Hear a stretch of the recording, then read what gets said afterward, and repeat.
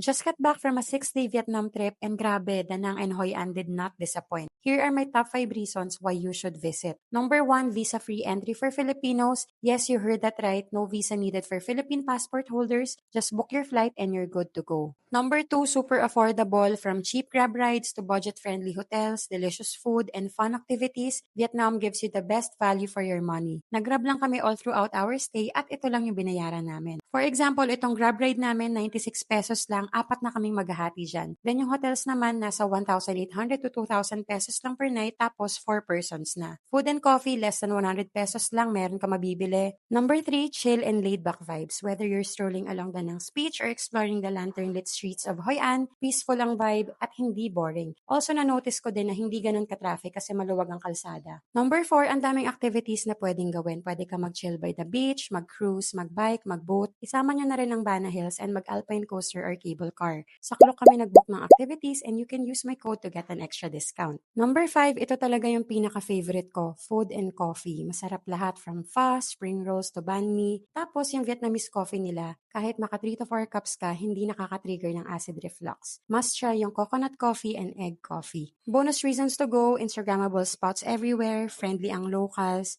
Tip lang pala guys, mag-withdraw kayo ng extra cash kasi cash is king pa rin sa Vietnam.